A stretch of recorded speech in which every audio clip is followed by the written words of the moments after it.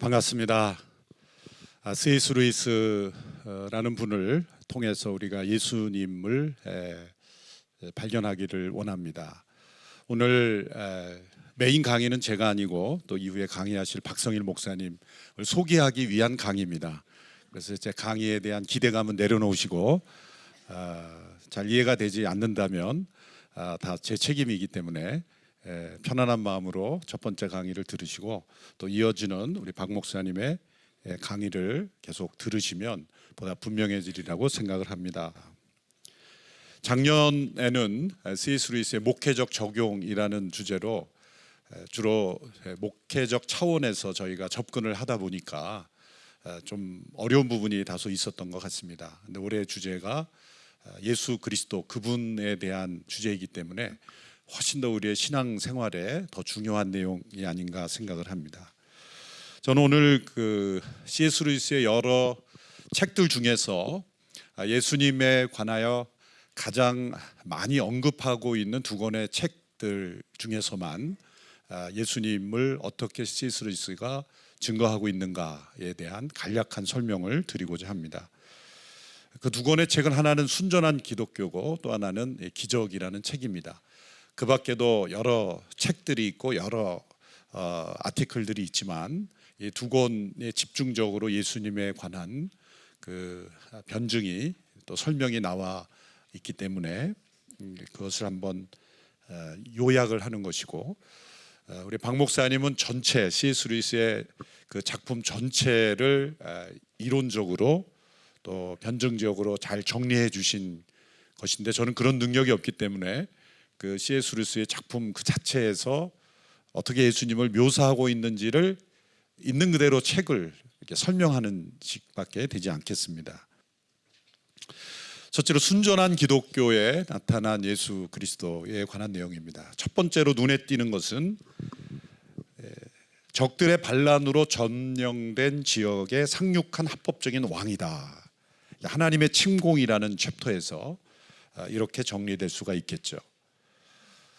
이것은 우리 성경을 통해서 보여주는 거대한 세계관을 우리에게 보여주는 겁니다. 이 세상을 어떻게 바라보는가? 이 세상은 지금 적들에 의하여 점령되어 있는 곳이다라는 거죠. 이 적들은 합법적인 통치자가 아닙니다. 불법적인 통치자입니다. 합법적인 통치자는 하나님이신데 그 하나님의 왕 되심에 대하여, 하나님의 주권에 대하여 반역을 일으킨 그 적들이 이 세상을 지금 점령하고 있다. 그래서 예수님은 어떤 분인가? 반역을 일으켜서 점령하고 있는 이 세상에 다시 침공해 오셔서 그 적들의 반란을 제압하고 다시 하나님의 왕권을 회복하는 그 총사령관으로 오신 분이다. 그렇게 비유하신 것이죠. 이것은 세상에 존재하는 그 거짓된 세계관 중에 하나가 이원론. 그래서 마니교, 성 어거스틴이 빠졌던 마니교와 마찬가지로 이 악의 기원에 대한 잘못된 설명이 바로 이원론이죠. 세상은 선한 신과 악한 신이 대등한 힘으로 존재해 왔고 그 선과 악의 균형을 통해서 세상은 존재한다. 이제 이원론적인 세계관이죠. 그것이 잘못되었다는 것을 알려주는 겁니다. 악은 원래부터 존재한 것이 아니라 선에 대한 반역으로 세상에 존재한 것이다. 선으로부터 나온 거죠. 선에 대한 반역으로 나왔기 때문에 악이 존재하려면 반드시 선에 기생해야 합니다. 그래서 어거스틴이 바로 이러한 생각을 그 고백록에도 썼죠. 악은 선의 결핍이요, 또 악은 선의 기생함으로서만 존재할 수 있다.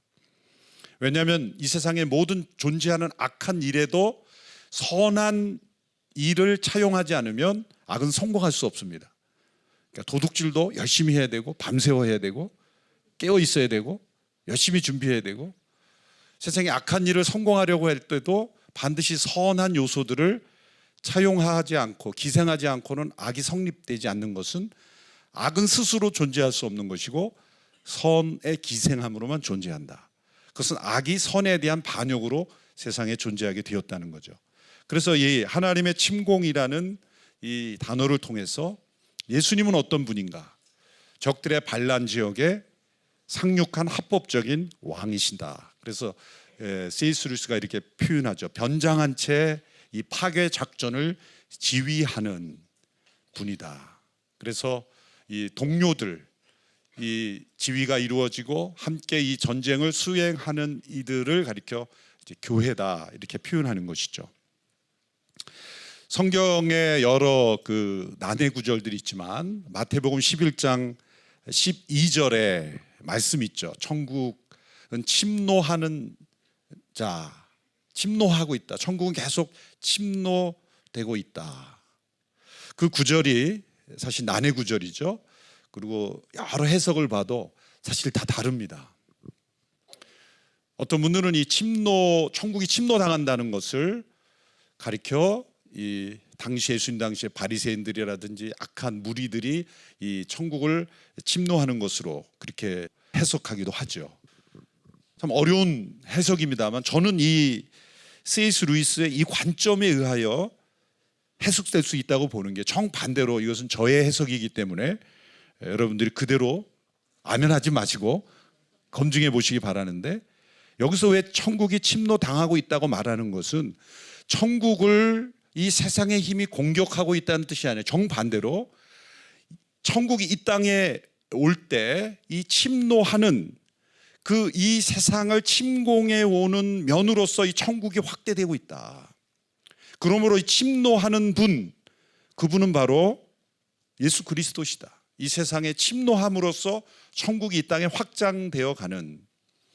그래서 우리가 천국은 침노하는 자의 것이다 라는 말을 꼭 자기의 열정, 내가 열심히 하면 예배당 앞자리도 제일 먼저 차지하고 천국은 침노하는 거야, 그런 의미로 해석하는 것이 아니라는 거죠. 그래서 NIV 번역에도 The Kingdom of Heaven has been forcefully advancing 되고 있다. NIV 번역이 저는 훨씬 더 정확하게 번역을 한 것 같습니다. Forceful man lay hold of it. 그것을 침노하는 자가 그것을 잡는다, 움켜쥔다. 그런다고 한다면 예수 그리스도가 바로 천국을 이 땅에 어드밴스 시키는 분이다. 침공을 통해서. 여기 영적 전쟁이 들어있고 또 적들의 반역을 어떻게 무너뜨리고 천국으로 확장시키는가에 대한 세계관이 들어있다라고 생각을 합니다. 두 번째, 이제 좀 뒷부분에 가서 우리의 회개를 이루시는 대속자로서 예수님을 비유하죠. 우리가 무엇을 믿는가라는 이 챕터에서 이 부분이 나오는데, 우리가 기독교의 기본 진리라고 할 수 있는 부분이 이 부분에 이제 많이 설명이 되고 있습니다. 순전한 기독교의 첫 번째 챕터에서는 이 세상의 옳고 그름이라는 주제가 만물을 해석할 수 있는 그 클루다, 열쇠다, 그런 측면에서 인간에게 이 옳고 그름에 대한 관념이 있는 것, 소위 도덕이라고 하고 또 도덕률이라고 하는 그 원리가 바로 인간이 하나님의 형상대로 지음을 받았고 하나님이 존재하신다는 증거다. 이제 그런 것부터 시작을 해서 이제 두 번째 기독교에서 우리가 무엇을 믿는가를 설명할 때 이 부분을 중점적으로 설명했습니다. 완전한 참회를 설명하는데 이제 박성일 목사님께서 이후에 더 자세하게 아마 설명해 주실 겁니다. 우리의 회개를 이루시는 대속자다. 이게 대속을 설명할 때 우리의 회개를 이루시는 분이다. 우리의 회개를 도와주시는 분이다. 이렇게 설명했습니다. 예수님의 십자가의 죽음을 가리켜 우리의 회개를 도우시는 죽음이다 라고 설명한 거죠. 이 부분이 저는 회개를 설명할 때, 우리의 회개를 설명하고 예수님의 죽음과 우리의 회개를 연결하는 가장 신선한 설명이 아닌가 생각합니다. 로마서 6장에서는 예수님의 죽음과 함께 우리가 죽는다, 우리 옛사람이 함께 죽는 것이라고 이렇게 표현했죠. 예수님의 죽음이 나의 죽음이 되는 것은 나의 옛사람 예수님과 함께 죽는다는 표현을 사도 바울이 했는데, 이 C.S. 루이스는 예수님의 죽음은 우리의 회개를 돕는 것이다. 자, 이런 논리를 설명하죠. 있는 책에 있는 그대로 논리를 설명하면 회개란 무엇입니까? 자기의 죽음이다. 그런데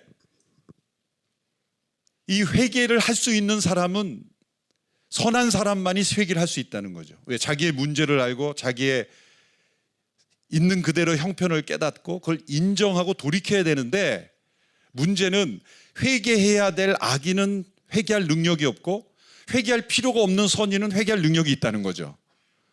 이 모순이 있다는 겁니다. 그래서 인간에게 회개가 필요한데 인간은 회개할 능력이 없는 겁니다, 스스로. 왜? 악과 죄악에 사로잡혀 있기 때문에 스스로 죽을 수가 없어요. 스스로 회개할 수가 없습니다. 도리어 완전한 회개가 가능한 분은 완전한 인간, 회개할 필요가 없는 그 인간만이 회개할 수 있다. 인간이 우리가 무엇인가를 할 수 있는 것은 하나님이 도와주셔야만 가능하다는 거죠. 우리가 사랑한다는 것은 하나님의 사랑을 우리 속에 넣어주셔야만 가능하다. 우리가 기뻐할 수 있는 것은 하나님 안에 있는 기쁨을 우리에게 넣어주실 때만 우리가 가능하다. 우리가 회개하기 위해서는 죽음을 경험하는 것인데 스스로 죽음을 경험할 수 없으므로 하나님의 죽음을 우리 속에 넣어주셔야 우리가 죽을 수 있다. 근데 문제는 하나님은 죽으실 수가 없는 분이죠. 하나님은 영원하신 분인데 하나님께는 죽음이라는 단어가 해당되지 않습니다. 그럼 하나님이 우리의 죽음을 어떻게 도와주시겠습니까? 가능한 일이 있습니다. 하나님은 죽으실 수는 없는 분이나 사람이 되실 수는 있는 거죠. 그래서 사람이 되신 분으로서 죽으실 때 우리의 죽음을 도와줄 수 있는 것이다. 그래서 성육신이 나오는 거죠. 그래서 예수님의 죽음은 우리의 죽음을 도와주시는 죽음이다. 우리가 진정 회개할 수 있도록, 자신에 대하여 죽을 수 있도록 도우시는 죽음이다. 그것이 바로 대속이다. 이렇게 설명한 거죠. 우리의 죽음을 도와주시고 우리의 죽음을 대신하여 죽으심으로 우리의 죽음으로 간주하도록 하나님께서 여기시도록 만들어준 죽음, 우리의 대속자이신 예수님, 그분이시라는 겁니다. 세 번째는 하나님의 아들로 나신 분. 이 만들어졌다와 나았다라는 것이 다르다라는 것을 설명합니다. 만들어진 것은 피조물이죠. 그런데 예수님은 만들어진 분이 아니라 하나님께서 낳으신 분이다. 낳았다라는 건 우리가 자녀를 낳을 때는 동일 본질이죠. 본질이 같은 존재입니다. 하나님께서 낳으신 분은 유일하신 분, 예수님 그분밖에 없어요. 우리 모두는 다 만들어진 존재예요. 유일하신 분. 그래서 우리가 한글 성경에서 우리가 과거 사도신경으로 번역할 때 오류가 있었다면 외아들이라고 예수님을 이렇게 고백한 것이 외아들이라는 개념이 아니라 독생자라는 이 한자 단어가 오히려 헬라어의 모노게네스라는 단어 더 잘 설명하는 거죠. 모노라는 것은 홀로, 게네스라는 건 제너레이트, 홀로 존재하게 됐다. 그게 한자의 독생자라는 게 외아들이라는 의미가 아니라, 물론 그분은 혼자 계신 분이지만 외아들의 의미가 아니라 홀로 독자 날생자, 홀로 나신 분, 하나님에 의하여 낳으신 분, 유일하신 그분이죠. 그분만이 진정한 유일하신 하나님의 아들입니다. 그분이 독생하신 이유는 뭡니까? 우리 모두 이 피조된 우리들로 하여금 그분께 붙어서 그분 안에서 다 하나님의 양자가 되게 하시는 것. 그래서 우리는 피조된 존재이지만 낳은 존재 안에서 우리 모두가 다 하나님의 자녀로, 양자로 우리를 변화시키는 그러한 일을 위해서 그분이 세상에 낳으신 것이다. 그래서 그분 하나님의 아들로 낳으신 분이다. 이렇게 표현합니다. 네 번째, 이 순전한 기독교에 예수님을 소개할 때 자신의 생명을 전염시키는 분이다. 인류 전체에 좋은 전염을 일으키는 분이다. 이 전염이라는 단어를 썼습니다. 생명에는 두 가지 종류가 있죠. 생물학적인 생명, 비오스라고 하는 생물학적인 생명이 있고, 비오스, 그리고 영원한 생명, 조에라고 하는 영원한 생명이 있습니다. 예수님 안에 있는 이 생명은 조에, 영원한 생명입니다. 우리에게는 지금 생물학적인 생명 비오스밖에 존재하지 않습니다. 죄로 말미암아 이 영원한 생명으로부터 단절되었기 때문이죠.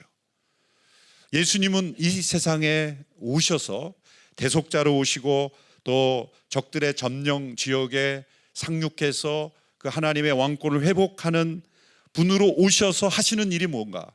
우리에게 영원한 생명을 전염시켜 주시는 겁니다.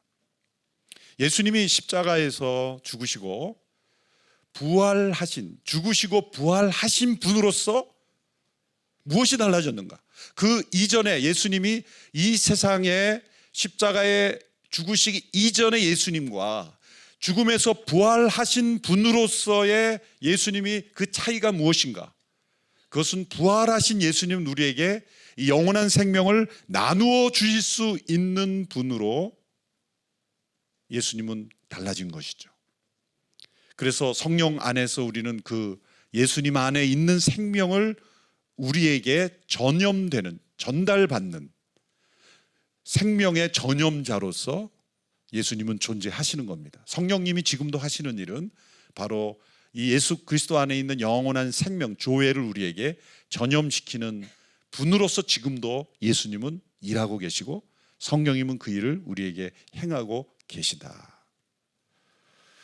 이 생명의 신비, 우리의 육신을 해부하면 이것이 생명이라고 이렇게 핀셋으로 끄집어낼 수 있습니까? 의사 선생님들이 우리의 간도 끄집어내고 위도 끄집어내고 심장도 끄집어내고 다 끄집어낼 수 있는데 의사 선생님이 마지막으로 이게 바로 요 생명입니다. 요게 인간 안에 있던 요게 생명이라고 끄집어낼 수 있습니까? 육신의 자연적 생명인 이 비오스도 끄집어낼 수가 없지만 그 생명이 존재하게 우리의 모든 신체 장기가 움직여지는 거죠. 그것이 코에 있습니까? 머리에 있습니까? 어떤 사람은 뇌를 중점적으로 연구하는 사람은 뇌가 있다, 심장이 중심이다. 각양각색의 사람들이 주장하지만 이 생명을 어디서 끄집어낼 수 있습니까? 그러나 실제로 존재하는 것처럼 영원한 영적 생명도 마찬가지입니다. 예수님께서 하신 일은 뭡니까? 자연적 생명 가운데 머물렀던 우리들이 영원한 생명으로 변화되게 전염자로 오시는 분, 이분이 예수 그리스도시다 이렇게 설명하죠. 마지막 이제 다섯 번째가 이 앞에 네 가지를 다 요약하는 한 단어로 설명합니다. 예수님은 그 세 사람이다. 한 세 사람이 아니라 그 세 사람이다. 모든 세 사람의 기원이요 중심이요 생명이다. 이것을 위해서 예수님이 오신 것이다. 첫째 아담 안에서 우리 모두가 죽음을 경험했지만 둘째 아담, 바로 그 세 사람이신 그분을 통해서, 유일하신 하나님의 아들인 그분을 통해서 우리 안에 영원한 생명을 가져다 주는 바로 그 세 사람이 되셨다. 그리고 우리도 하여금 그 새 생명 가운데 살게 하신 분이다. 이것이 순전한 기독교에 나타난 가장 핵심적인 예수님에 관한 설명이라고 저는 생각을 합니다. 이 밖에도 여러 설명들이 있지만 이렇게 예수님을 소개할 때 교리적인 언어 사용하지 않고 아주 일상적이면서도 또 때로는 과학적인 논증을 통해서 예수님이 어떤 분인가를 설명하는 것이 이 C.S. 루이스의 가장 큰 장점인 것이죠. 그리고 오늘 이 시대에 우리가 들어야 할, 귀담아 들을 수 있는 예수님에 관한 가장 효과적인 증명이라고 저는 생각을 합니다. 두 번째 책에서는 이 기적이라는 책입니다. 어떤 면에서는 우리 정통 기독교의 신앙의 원리들을 보다 더 깊이 증거하고 있는 책이 이 기적이라고 생각합니다. 저도 이 순전한 기독교를 책을 읽으면서도 그 신선함과 그 깊이에 매료됐지만 사실 더 깊이 매료된 것은 이 기적이라는 책이었어요. 그래서 눈을 뗄 수 없을 만큼 그 깊이에, 그 자연과 초자연의 차이를 설명하는 방식이라든지, 그리고 우리의 신앙이 왜 초자연적인가를 설명하는, 소위 기적은 믿을 수 없다라고 말하는 사람들이 왜 그 주장이 허무하고 또 근거가 없는 것인지를 너무 잘 설명을 한 책이 바로 이 기적입니다. 그래서 이 기적이라는 책에 예수님을 보다 더 깊이 있게 증거하고 있다, 그렇게 말할 수가 있습니다.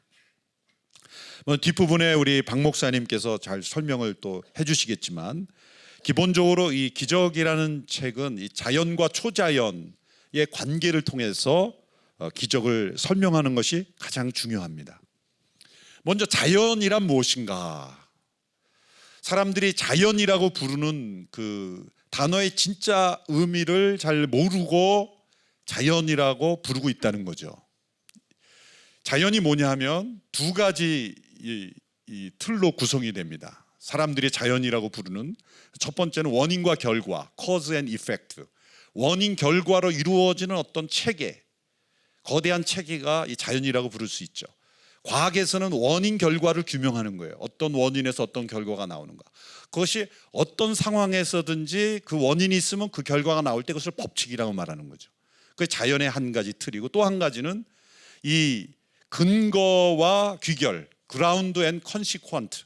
이거는 어떤 근거에 의해서 어떤 결과가, 귀결이 일어날 때 그것을 하나의 체계, 자연 체계라고 말하죠. 그러니까 이 자연이라고 말할 땐 거대한 연동 체계라고 이렇게 번역이 되는데, 모든 것이 다 그 틀 안에서 서로 맞물려 가지고 예외되는 것이 있을 수 없는 것이 자연이라고 부르는 겁니다. 자연주의자들의 오류는 뭐냐면, 자연 밖에는 아무것도 존재할 수 없다라는 것이 자연주의자들의 생각이에요. 그러므로 기적은 없는 거죠. 초자연적인 거는 존재하지 않는다고 믿는 사람들의 사고방식은 자연주의라고 말할 수가 있습니다. 모든 게 원인 결과, ground and consequent, 다 연결되어 있는 거대한 연동 체계가 있어야 된다는 거예요. 그래서 여기에 그런 부분이 분명히 있죠. 세상에 얼마나 많은 것이 원인 결과입니까? 근거가 있고 그 귀결이 있습니까? 다 있습니다. 그래서 설득력 있는 그 철학이 이 카르마라는 거, 뭐 인연이라는 거, 이런 것들이 사람들에게 굉장히 설득력 있게 받아들여지죠.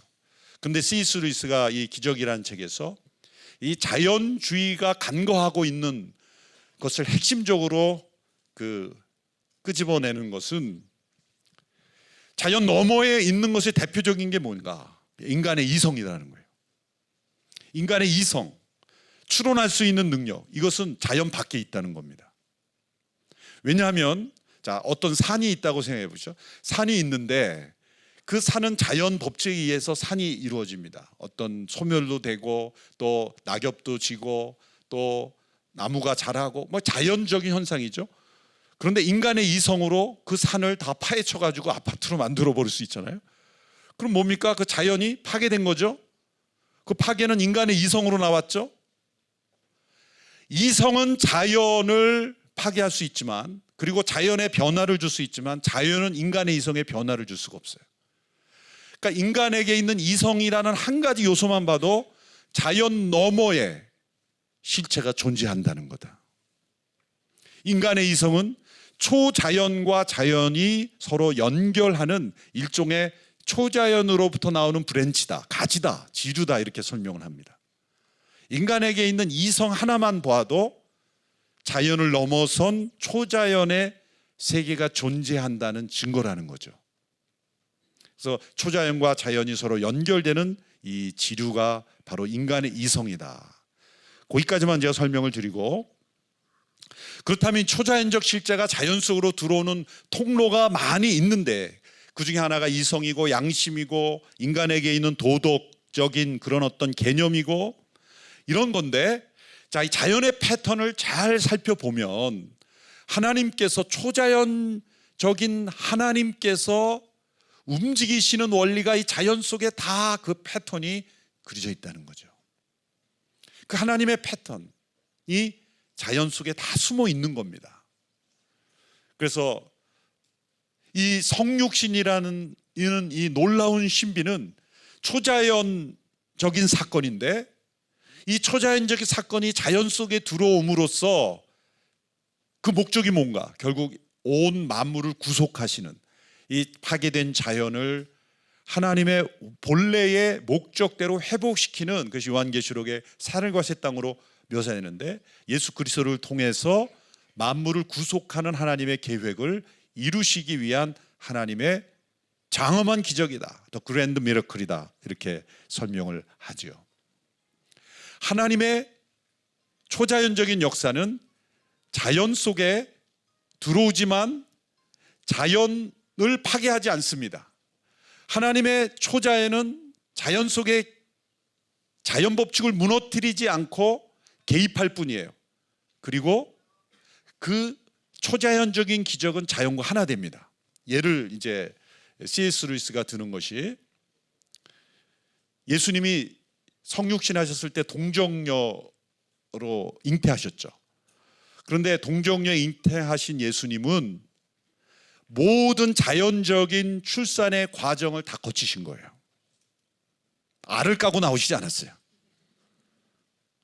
성인처럼 알을 까고 나오신 게 아니에요. 우리 신화에 많은 나온 것처럼 초자연적인 일과는 되지 않고, 동정녀로 잉태하신 것은 초자연적이지만 자연적인 여인의 몸을 무너뜨리지 않았어요.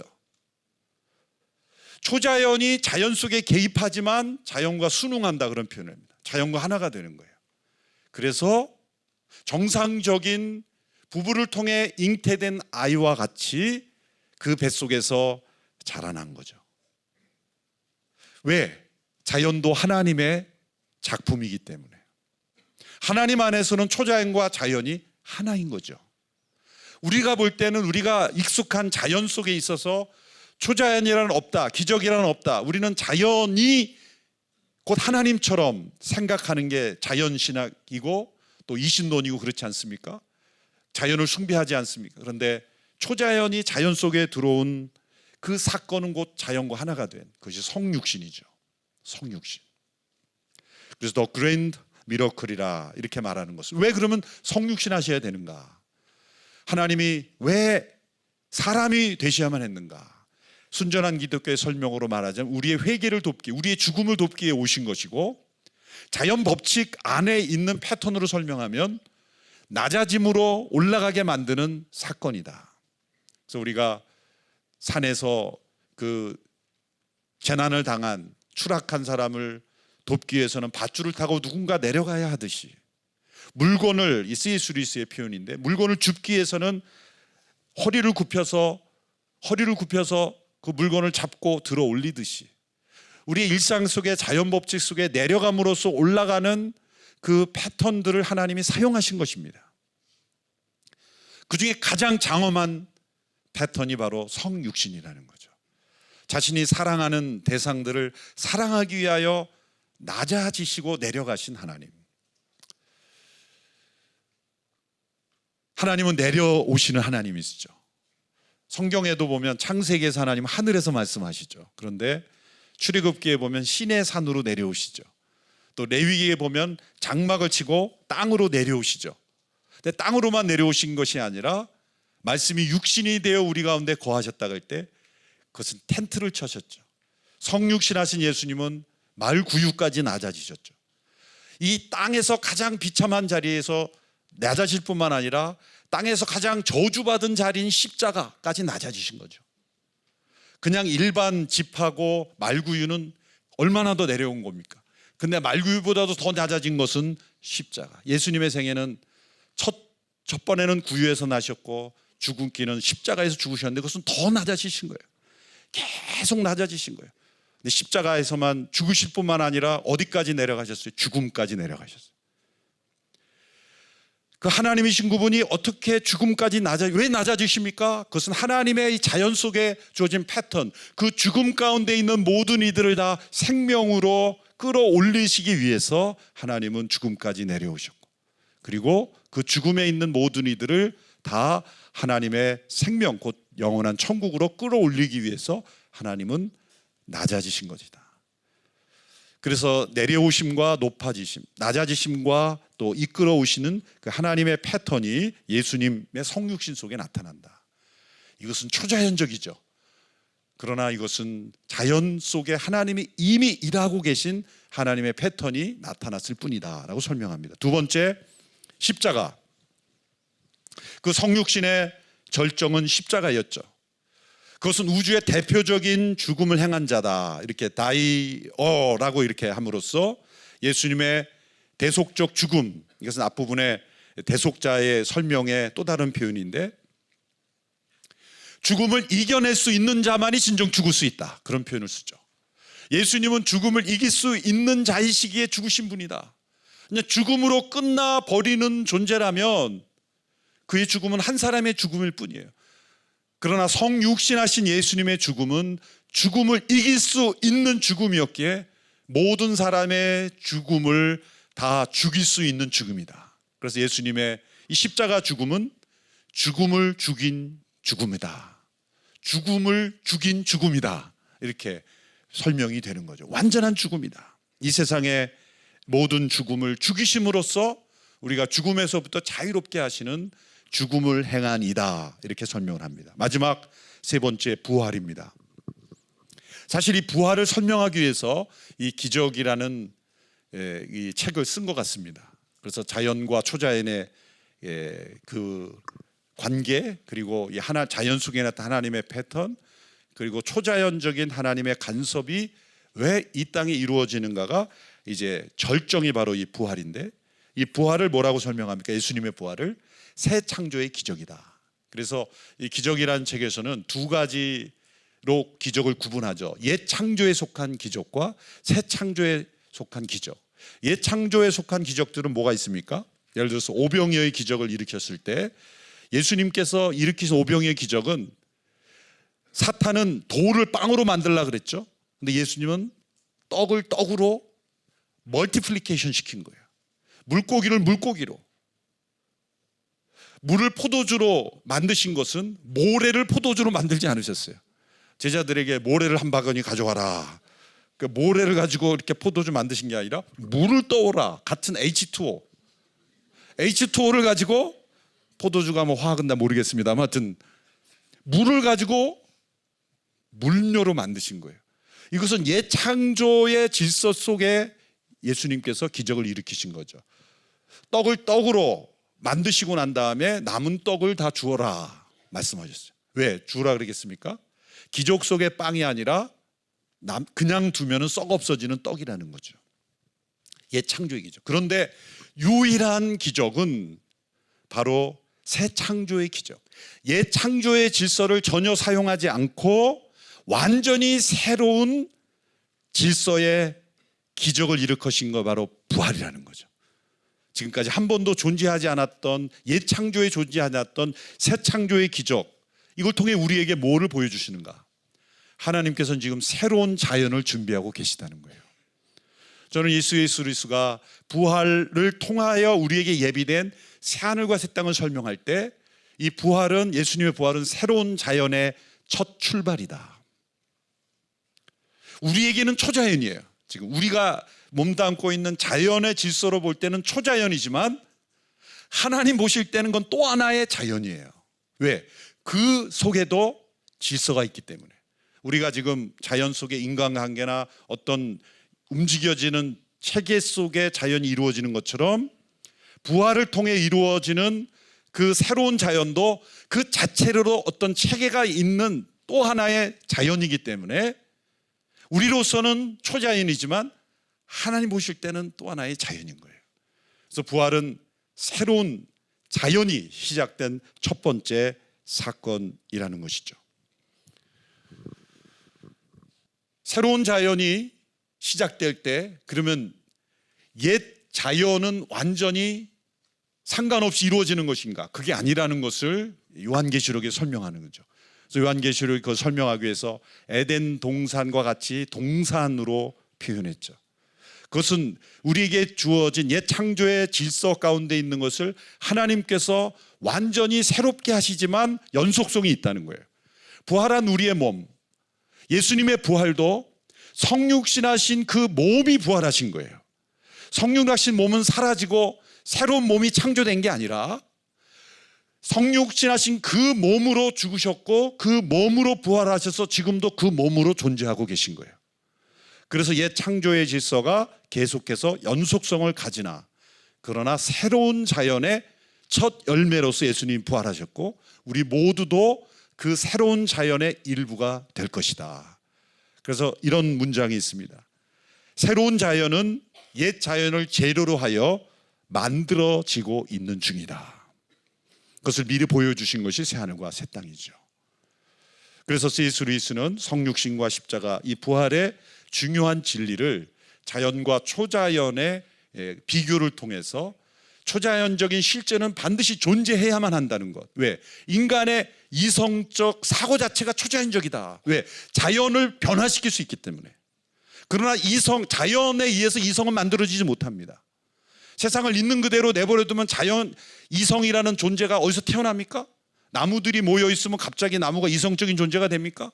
나무들이 우리가 있는 그대로 있는 모습은 별로 아름답지 못하다. 우리가 뭔가 그래도 나무들이 연합해서 뭔가 새로운 나무를 만들어야 되지 않느냐, 이런 이성은 나타나지 않는 거죠. 그저 나무일 뿐이에요. 모든 자연은 있는 그대로 존재하지만 마땅히 있어야 될 것을 추론하는 것은 이성인데 그것은 초자연이다. 그 이성의 근원은 만물의 창조자이신 초자연적인 하나님이시다. 그분이 자연과 초자연을 하나로 만드시고 이제 파괴된 인간을 이 새로운 자연의 일부로 하나님께서 변화시키고 계시다는 거죠. 이런 그 루이스의 논증들을 보면 어떤 신학보다도 훨씬 더 정확하고 분명하게 또 우리가 세상 사람들과 소통할 수 있는 언어로 예수님을 소개하고 있다는 면에서 C.S. 루이스의 글들은 매우 매력적이죠. 그리고 소위 make sense, 이해가 되는 거예요. 믿지 않는 사람들이 이해가 되고 그들에게 예수님을 소개할 수 있는 좋은 변증적인 도구가 된다고 말할 수가 있겠습니다.